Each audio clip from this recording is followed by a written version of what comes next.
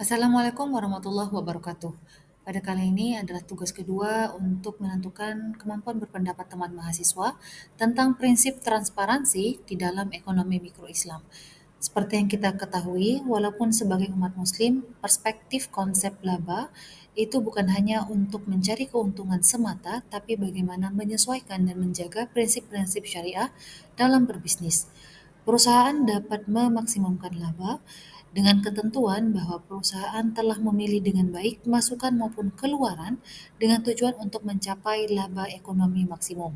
Artinya, perusahaan menjadikan selisih antara pendapatan total dan biaya ekonomi total sebesar mungkin.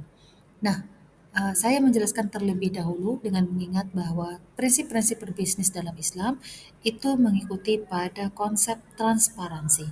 Dalam artian, menjalankan bisnis dengan jujur dan terbuka, tidak menyembunyikan informasi yang penting bagi konsumen, maka Islam mendorong keterbukaan dan transparansi dalam setiap aspek bisnis.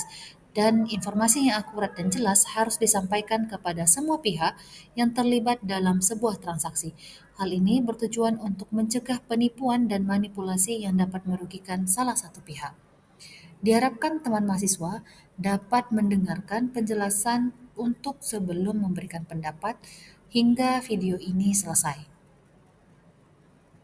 Konsep transparansi dalam ekonomi mikro Islam berfokus pada keterbukaan dan kejujuran dalam pengelolaan bisnis yang berkontribusi pada maksimalisasi laba. Transparansi di sini tidak hanya berkaitan dengan laporan keuangan, tetapi juga dengan etika bisnis dan akuntabilitas yang tinggi, yang semuanya harus sejalan dengan prinsip-prinsip syariah. Ada beberapa penjelasan tentang prinsip transparansi dalam ekonomi mikro Islam. Satu, pemanfaatan terhadap keterbukaan informasi. Pelaku ekonomi diharapkan untuk memberikan laporan yang akurat dan jujur mengenai aset, pendapatan, dan pengeluaran mereka, sehingga ini dapat menciptakan kepercayaan di kalangan investor dan konsumen yang sangat penting untuk menarik investasi. Yang kedua, untuk kepentingan akuntabilitas. Transparansi mendorong akuntabilitas di mana pelaku usaha bertanggung jawab atas keputusan dan tindakan mereka, dan ini menciptakan mekanisme pengawasan yang efektif dan meningkatkan kepercayaan publik terhadap lembaga keuangan. Dan yang ketiga, dalam konteks ekonomi Islam, etika bisnis sangat penting. Pelaku ekonomi harus menghindari praktek-praktek tidak etis seperti penipuan atau manipulasi yang dapat merugikan semua pihak. Nah, implikasi yang dapat kita lihat dalam transparansi terhadap maksimalisasi laba untuk kegunaan peningkatan kepercayaan investor. Dalam menerapkan transparansi, lembaga dapat meningkatkan kepercayaan investor dan investor cenderung lebih memilih untuk berinvestasi di perusahaan yang transparan. Karena mereka yang lebih aman mengetahui bagaimana mereka dananya dikelola dengan baik. Yang kedua, menarik lebih banyak investasi. Transparansi dalam laporan keuangan dan praktek bisnis dapat menarik lebih banyak investor.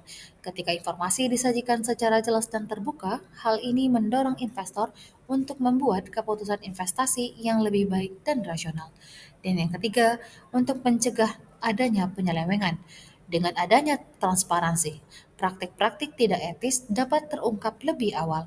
Ini melindungi investor dari kerugian akibat penipuan atau konflik kepentingan, sehingga meningkatkan stabilitas dan keberlanjutan laba perusahaan. Tugas yang dapat teman mahasiswa lakukan adalah dengan melihat bagaimana sikap dan moral bagi pebisnis muslim dalam melakukan transparansi dan untuk kenaikan harga, mengikuti kebijakan pemerintah dalam melakukan maksimalisasi laba dalam usaha.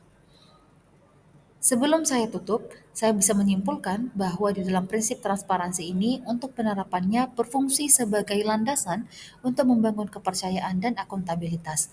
Hal ini tidak hanya membantu dalam menarik investasi, tetapi juga mendukung maksimalisasi laba dengan menciptakan lingkungan bisnis yang adil dan berkelanjutan sesuai dengan prinsip-prinsip syariah. Dengan demikian, transparansi menjadi kunci untuk pertumbuhan ekonomi yang inklusif dan berkelanjutan dalam konteks ekonomi Islam. Terima kasih untuk segala perhatiannya. Sampai bertemu lagi pada sesi berikutnya. Assalamualaikum warahmatullahi wabarakatuh.